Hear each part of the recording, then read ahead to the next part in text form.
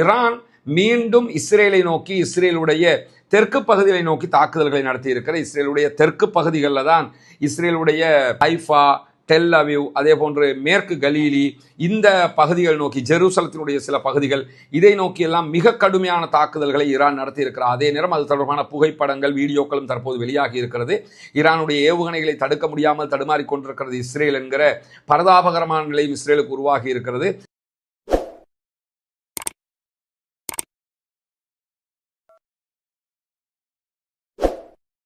அன்றுக்கினிய சகோதர சகோதரிகளே, நம் அனைவர் மீதும் ஏக இறைவனுடைய அமைதியும் கருணையும் உண்டாகட்டுமாக என்கிற உயரிய பிரார்த்தனைகளோடு தொடர்ச்சியாக ஈரான் மீது இஸ்ரேலிய அமெரிக்க இராணுவத்தினுடைய ஆக்கிரமிப்பு தாக்குதல்கள் நடைபெற்று வருகிற அதே நேரம் ஈரானும் அதற்கான பதிலடி தாக்குதல்களை அமெரிக்காவினுடைய மத்திய கிழக்கில் இருக்கக்கூடிய நிலைகள் மீதும் அதே போன்று இஸ்ரேலுடைய நிலைகள் மீதும் தொடர்ந்து தாக்குதல்களை நடத்தி வருகிறது. இந்த தாக்குதல்கள் இன்றைக்கு 25வது நாட்களை தாண்டி உச்சமாக நடந்து வரக்கூடிய சூழல்ல நேற்றைய தினம் திடீரென அமெரிக்க அதிபர் டொனால்ட் ட்ரம்ப் என்ன பண்ணாருன்னா, ஈரான் மீதான ஈரானுடைய மின் நிலையங்களை, பவர் பிளானட்டுகளை இலக்கு வைத்து நடத்தப்பட இருக்கிற தாக்குதல்கள் 48 மணி நேரம் கெடு விதிக்கப்பட்டிருந்தன.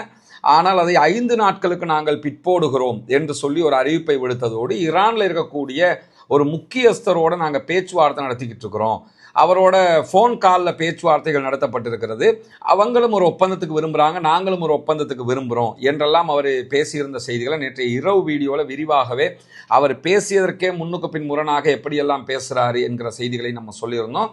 ஆனால் தாங்கள் பேசுவது முஜ்தபா காமனியோடு கிடையாது என்பதையும் அவர் சொல்லியிருந்தார். இந்த நிலையில தான் அமெரிக்க ஊடகங்கள் வெளியிட்டிருக்கக்கூடிய செய்திகளில் என்ன சொல்லியிருந்தாங்கன்னா, அமெரிக்கர்கள் தரப்பில் இருந்து பேசப்பட்டது முஜ்தபா காமனியோடு கிடையாது, அவர்களுடைய பாராளுமன்ற சபாநாயகராக இருக்கக்கூடிய முகமது ஹலீபாபோடு தான் பேசினார்கள் என்கிற செய்திகள் தான் அமெரிக்க ஊடகங்கள் ஊகமாக வெளியிட்டிருந்த செய்திகளாக இருந்தது. அந்த செய்திகள் வெளிவருவதற்கு முன்பதாகவே முகமது ஹலீபாப் அவர்கள் மிக தெளிவான ஒரு அறிக்கையை வெளியிட்டிருந்தார். அதை கூட நம்ம நேற்றைய நம்முடைய வீடியோவில் சொல்லி இருக்கிறோம்.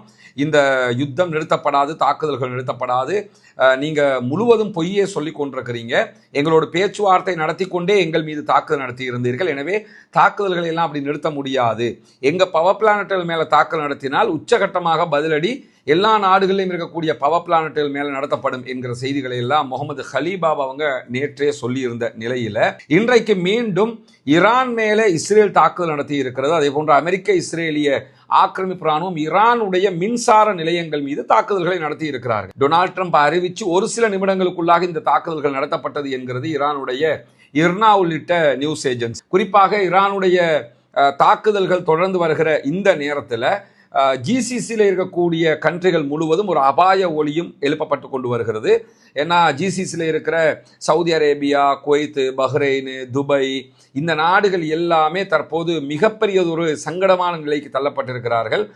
ஈரானுடைய தாக்குதல்கள் காரணமாக அமெரிக்காவால் இந்த நாடுகளை காப்பாற்ற முடியாமல் இருக்கிறது.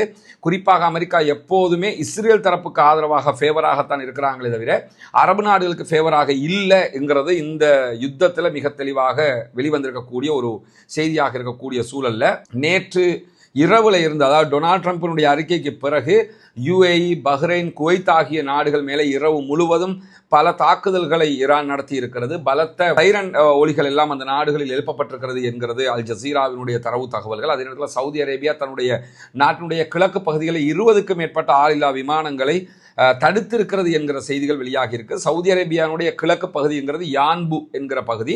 யான்புல இருக்கிற துறைமுகத்தை தான் இலக்கு வைத்து இந்த தாக்குதல்கள் நடத்தப்பட்டிருக்கிறது சொல்லப்படுகிறது. காரணம் என்னன்னா, சவுதி அரேபியாவுடைய 30% பெட்ரோல் ஏற்றுமதி யான்புல இருந்து தான் போகும்.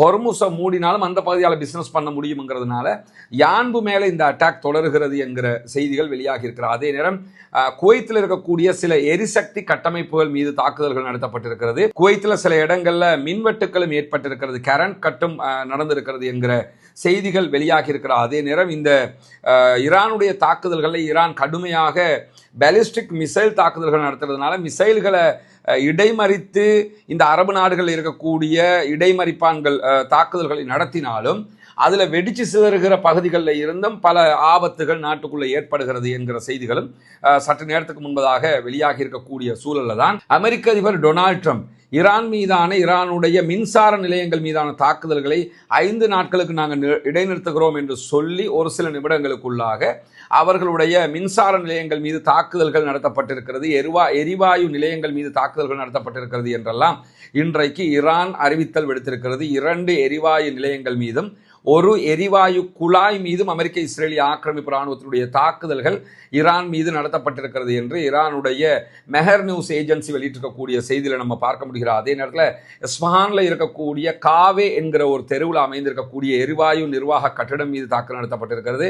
அதே போன்று எரிவாயு அழுத்த ஒழுங்குமுறை நிலையம் என்று சொல்லக்கூடிய ஒரு நிலையத்தின் மீதும் தாக்குதல்கள் நடத்தப்பட்டிருக்கிறது என்று ஃபார்ஸ் நியூஸ் ஏஜென்சி, ஈரானுடைய நியூஸ் ஏஜென்சி இந்த செய்திகளை சொல்லியிருக்கிறார். அதே நேரத்தில் ஈரானுடைய தென்மேற்கில் இருக்கக்கூடிய கொரம்ஷாகரில் இருக்கிற மின் உற்பத்தி நிலையத்தின் மீதும் அதனுடைய எரிவாயு குழாய் மீதும் தாக்குதல்கள் நடத்தப்பட்டிருக்கிறது என்கிற செய்திகளும் சற்று நேரத்துக்கு முன்பதாக வெளியாகி இருப்பதை பார்க்க முடியும். எனவே அமெரிக்க அதிபர் டொனால்ட் ட்ரம்ப் சொல்வது ஒன்று செய்வது ஒன்று, அவர் முரண்பட்டு பேசிக் கொண்டிருக்கிறார், முரண்பட்டு நடந்து கொண்டிருக்கிறார். அவர் தாக்குதல்களை தொடர்வதால் நாங்களும் பதில் தாக்குதல்களை தொடர்கிறோம் என்கிறது ஈரான். அதே நேரத்தில் ஈரானுடைய மின்சார எரிசக்தி அமைச்சர் இன்றைக்கு வெளியிட்டிருக்கக்கூடிய அறிவிப்பில் என்ன சொல்றாருன்னு கேட்டால், மின் உற்பத்தி நிலையங்களை நீங்க என்னத்தை எங்களை மேல தாக்கினாலும் அதை விரைவாக எங்களுக்கு மீட்டெடுக்கிறதுக்கான சக்தி இருக்கிறது, எங்களிடத்தில் அதுக்குரிய பவர் இருக்கிறது என்று சொல்லுகிறார். மக்கள் கொஞ்சம் கூட கவலைப்பட வேண்டிய அவசியம் இல்லை. மின் உற்பத்தி நிலையங்கள் தாக்கப்பட்டால் அதை விரைவாக நாங்கள் மீண்டும் கட்டி நவீனமயப்படுத்தி விடுவோம் என்று சொல்லி அவர் சொல்லியிருக்கக்கூடிய செய்தியை இன்றைக்கு அரசாங்க ஊடக ஒலிபரப்பு நிறுவனமாக இருக்கக்கூடிய IRIB வெளியிட்டிருக்கக்கூடிய தகவலையும் பார்க்க முடியும். இப்படி ஈரான் தன் மீது நடத்தப்படுகிற தாக்குதல்களை எதிர்கொள்வதற்கும் தயார், அப்படி தாக்குதல்கள் நடத்தப்பட்டால் தன்னுடைய பவர் பிளானட்டுகளை திரும்ப காப்பாற்றிக் கொள்வதற்கும் தயாராக இருக்கிறது என்கிற செய்திகளையும் வெளியிட்டிருக்கிற அதே நேரத்தில் இஸ்ரேல் மீது இன்றைக்கு ஹெஸ்புல்லாக்கள் 5க்கும் மேற்பட்ட மிக பெரும் தாக்குதல்களை நடத்தி இருக்கிறார்கள் என்கிற செய்திகள் வெளியாகி இருக்கிறது. இஸ்ரேலை பொறுத்தவரையில் ஹெஸ்புல்லாக்களை இலக்கு வைக்கிறோம் பேர்வழி என்கிற பேரில் லெபனானை ஒட்டி இருக்கக்கூடிய லிட்டானி ரிவர், லிட்டானி ஆறு தான் இஸ்ரேலையும் லெபனானையும் பிரிக்கக்கூடிய பகுதி. அந்த லிட்டானி ஆற்றுக்கு மேலாக இருக்கக்கூடிய பாலங்கள் எல்லாவற்றையும் இலக்கு வைத்து தொடர்ந்து இஸ்ரேல் தாக்குதல்களை நடத்துகிறது. எல்லா பாலத்தையும் மேக்சிமம் லாஸ்டாக இருந்த பாலம் ஒன்னே ஒன்று, அதையும் சற்று நேரத்துக்கு முன்பதாக அவர்கள் அழித்திருக்கிறார்கள் என்கிற செய்திகளை வெளியிட்டிருக்கிறார்கள். மொத்தமாக எல்லா பாலங்களையும் இஸ்ரேல் அழித்து கொண்டிருக்கக்கூடிய சூழலில் தான் இஸ்ரேலை நோக்கி 5க்கும் மேற்பட்ட முக்கியமான தாக்குதல்களை இன்றைக்கு அதிகாலையிலேயே நடத்தி இருக்கிறது ஹெஸ்புல்லா என்கிற தகவல்கள் வெளியாகி இருக்கிறது.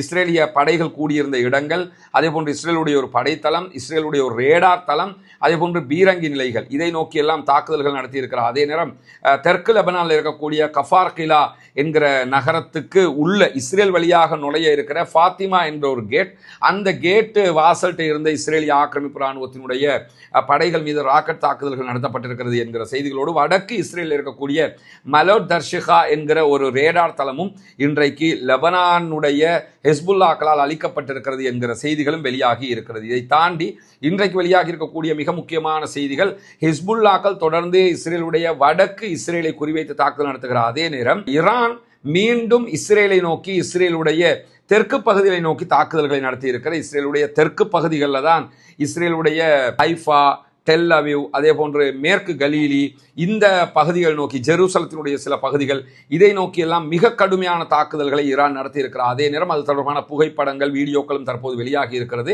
ஈரானுடைய ஏவுகணைகளை தடுக்க முடியாமல் தடுமாறிக் கொண்டிருக்கிறது இஸ்ரேல் என்கிற பரதாபகரமான நிலையும் இஸ்ரேலுக்கு உருவாகி இருக்கிறது. 2 நாட்களுக்கு முன்பதாக இஸ்ரேலுக்குள்ள 2000 பேர் பாதிக்கப்பட்டிருக்கிறார்கள் என்று சொன்ன இஸ்ரேல், 2000 பேர் காயமடைந்திருக்கிறாங்க என்று சொன்ன இஸ்ரேல், இன்றைக்கு 4000க்கும் மேற்பட்டவர்கள் படுகாயமடைந்திருக்கிறார்கள் என்கிற செய்திகளையும் வெளியாகக்கூடிய சூழல்ல தான் இன்றைக்கும் இஸ்ரேலுடைய டிமோனா நகரத்தை நோக்கி தாக்குதல்களை நடத்தி இருக்கிறது ஈரான். டிமோனா என்கிறது இஸ்ரேலுடைய அணு ஆயுத கட்டமைப்பு இருக்கக்கூடிய ஒரு பகுதி. அணு உலை அங்கதான் இருக்குது இஸ்ரேல. அந்த அணு உலையை நோக்கி, டிமோனாவை நோக்கித்தான் தாக்குதல் நடத்தி இருக்கிறாங்க.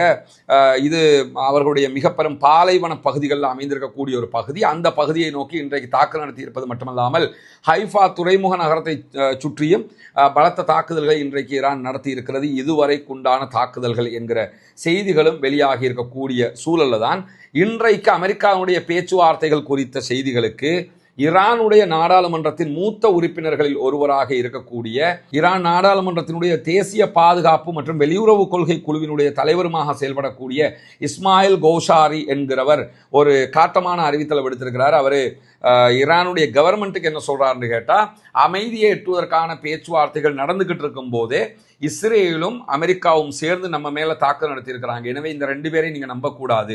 அமெரிக்காவோடு எந்த பேச்சுவார்த்தையிலும் ஈடுபடுறதுக்கு முன்னாடி ஈரானுடைய அதிகாரிகள் ரொம்ப விவேகமாக யோசிக்கணும் என்று சொல்லக்கூடியவர் என்ன சொல்றாருன்னு கேட்டா, ட்ரம்ப் நெத்தன்யாகு இந்த 2 பேருமே இயல்புலேயே ஒரு பொய்யர்கள், இவங்கள்ட்ட எந்த உண்மையும் கிடையாது, இயற்கையான பொய்யர்களாக ட்ரம்ப்பும் நெத்தன்யாகவும் இருக்கிறாங்க.